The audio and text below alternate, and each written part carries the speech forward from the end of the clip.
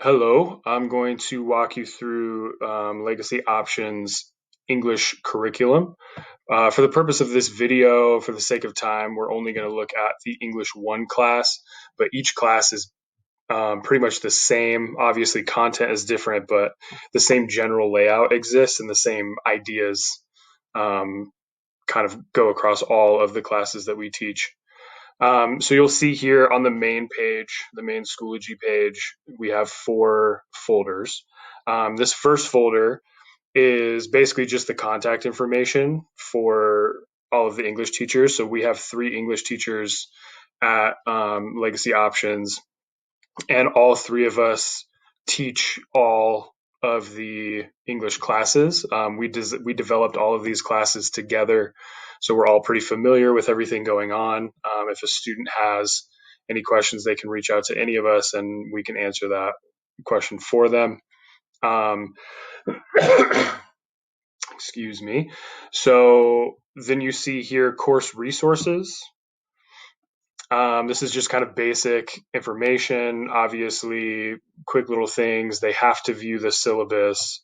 There's a part that they have to sign at the end, them and a guardian, but pretty typical stuff.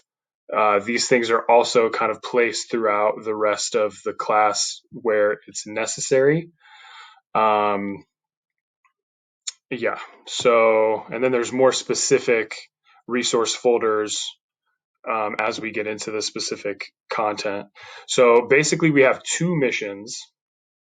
With mission 1, it's always one book that we're all reading together. And when I say together, everybody's reading the same book because this whole system is kind of a work at your own pace system. So, but we're all reading the same book, all answering the same questions about the book, having a discussion about those topics, etc. Usually that book, actually, I think entirely that book is a curriculum book from the DPS curriculum. And then we'll get to the other books later for mission 2. But so for mission 1, in this case, the book is Fences. There is just the objective here that they'll read when they come into the class. Here is information, just kind of like background information, helpful information for them about the text of Fences. So they need to kind of read this. It gives them a brief understanding and explanation of what that is. And then you have some summaries for them to kind of help them bring it all together, a list of vocabulary words as well. And then there is, once we get into level 1, there's a mini lesson with specifics about like background information about the text, themes, symbols, all that kind of stuff, characters, everything like that. So this vocabulary word slides is just a thing that we came up with to help students. It's a Pear Deck, so we can't really see it in here, but essentially it's just using a model to help the students write down the word, look up the definition, find synonyms, an illustration that helps them to remember it. And that way it just gives them an opportunity to, kind of push their vocabulary, obviously, but also to better understand. If they keep seeing this word coming up, they can put it in a place where they can continue to go back to and look at. There's supports like that kind of put throughout the whole classes as they exist. But so we'll look at level 1 right now. Level 1, basically each level has a similar layout.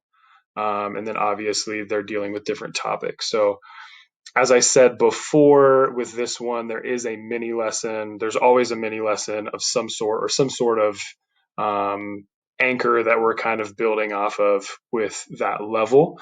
In this case, it's Fences. So this slideshow is specifically designed to give them the background information of things that they would need to understand as they're going into the text of Fences. We do both visual, so just a slideshow, and we also provide them with the opportunity of listening to it. So within this slideshow, there is a link of a voiceover of a loom, just like this. where I'm walking them through it step by step and kind of explaining some things a little bit more detailed. And just, for more auditory learners, it gives them an opportunity. They can choose to do whichever one works for them. Next is the note catcher. This is also an optional thing. Obviously, some students need it and might not want to do it, so we'll kind of, push the students in that direction of saying that they need to do it. But not every student is required to do it. We don't grade it. It's purely there as a support. And then this is basically true of every level. There's 3 assigned tasks, a discussion, a practice task, and then the final graded assignment. So the discussion is obviously just meant to get them thinking about certain topics that kind of exist within what we're focusing on for that level. In this case, looking at a certain segment of the text. I think it's mostly focused on Act 1, as it says right here. And then it's just kind of these couple things. Usually we ask them, it's similar to a college online class where we ask them to respond to 1 or 2 people at varying levels of success, depending on how many students we have in that class at a time, or, how actively they're looking back. They might be the only student who's actually worked through it yet, and so then they don't really have anybody else to comment to. So they'll just comment back to us, or however that works. The practice task kind of depends on what the topic is. If it's something like, say, creative writing, obviously that's going to be them putting into practice whatever it is that they're learning about. If it's a poetic form, or if it's some sort of creative, like short story task or nonfiction task or whatever, they would probably do that here. It could be identifying certain elements of a piece of literature. It could be picking out certain things, like we give them a short section of a text and have them pick out certain things. It could just be very much like a text-dependent questions, lifted directly from the curriculum, the DPS curriculum, kind of just whatever works best for that level, or whatever we feel like would get the most engagement and the most critical thought kind of happening. And then the final graded assignment is generally some sort of writing task for us. Obviously, when we're working with text like this, it's almost entirely, actually, I'm trying to think if there's any exception to that, but I don't think there is. I think it's usually, the kind of typical 1 paragraph response to a larger question, looking at the overall idea of what has happened in that section of text that they were required to read. You'll also notice that we have this must view, must post a comment or reply, must make a submission, and then down here we have must score at least 75. Basically, the concept behind this is so they can move through the level without us grading anything. But once they get to this point, the graded assignment at the end of the level, the idea is that they are not able to go on to the next level, to move past it, until they have scored at least a 75. This is a great thing in a lot of ways, obviously, like for competencies, but also it gives us a chance, kind of in this strange time that we're in, to have a discussion with them about things, to kind of push certain elements of their writing or their analysis or whatever their struggle is. And we can comment on it within the document and then send it back to them and say, let's focus a little bit on your thesis here. Maybe you could have picked a stronger quote, or your analysis of that quote is not where it needs to be. So let's kind of push past that. And it just gives a lot of opportunity for revision, and to continue to practice these writing skills, and then also, again, to continue to push these competencies. So until they meet this 75, they will be on this level, which proves, competency of this, whatever that task is and whatever that competency is. Okay, you've shown us that you have mastered that, so let's move on to the next one. Basically, generally for each mission, there's between 4 to 7 levels. Again, that varies dependent upon text length, upon the idea of what we're trying to get across, whatever. Fences is a much shorter text, and so we only have 4 levels here. But generally, I would say, honestly, probably the average is 5, maybe 6 even, throughout the course of the rest of our classes. So they will go through all these levels. Again, they all pretty much look the same. It's very similar.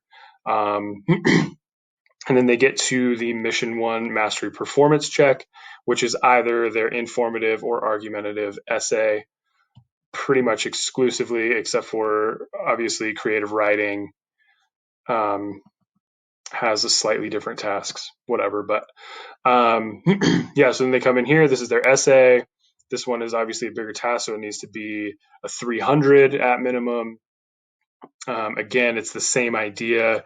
You're not able to move on to mission 2, or you're not able to complete the class until you have shown that you have mastered that competency or those competencies that are necessary for that task.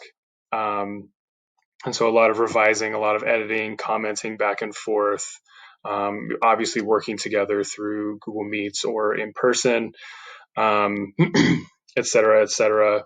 We have provided them writing resources, a ton of writing resources in here. It looks like a lot. I mean, it is a lot. And so we have, I don't know if you saw, I kind of skipped past it, but we have a quick assignment.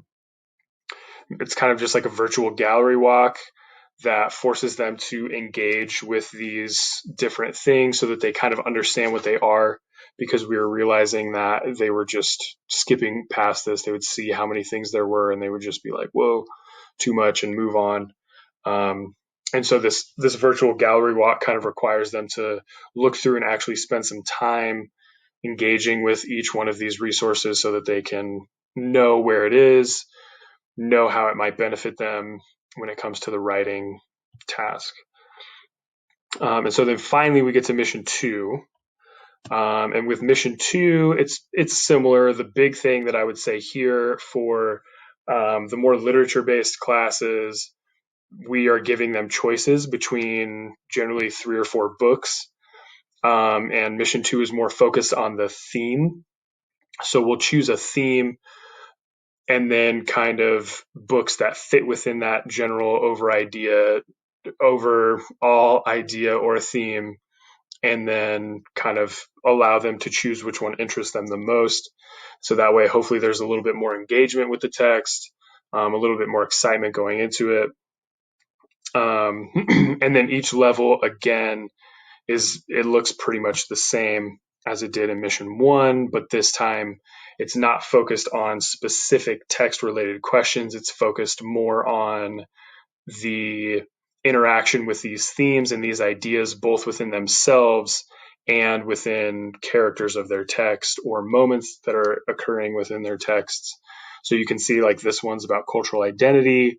It kind of starts out with them focusing on their characters and kind of what's happening to form their character's cultural identity and what their character's cultural identity is.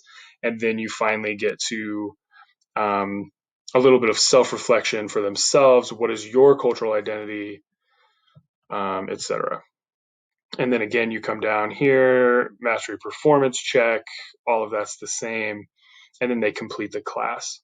So these classes are designed generally to take about 6 weeks. Obviously, this is work at your own pace.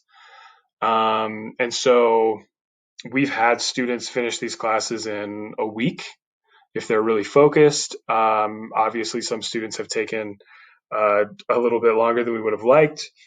But generally speaking, if they're completing about 2 levels per week, it usually will kind of average out to around 6 weeks to finish a whole class. And this is good because it really gives an opportunity for students to catch up and make up some credits that they might have been missing or might have been behind on. Obviously, with everything that's been going on, a lot of students have kind of gotten behind and then just are, kind of worse. At least at Legacy, we're seeing a lot of students kind of, this big surge of inspiration towards the end of the year of like, oh, I don't have any credits, I need to catch up. Like, okay, great, you can. You're gonna have to put in some work, but you can do it because it's all work at your own pace. So if you need to like blow through this class really quickly, spend a few hours on it a day, you can do that, get through, and hopefully get to at least a full semester of credits or whatever that might look like for them, whatever is required there. Yeah, I'm pretty sure that's everything. As I said, each one of these English classes is pretty similar, different based on the topic, but that's kind of the general idea behind it. So yeah, thanks for watching.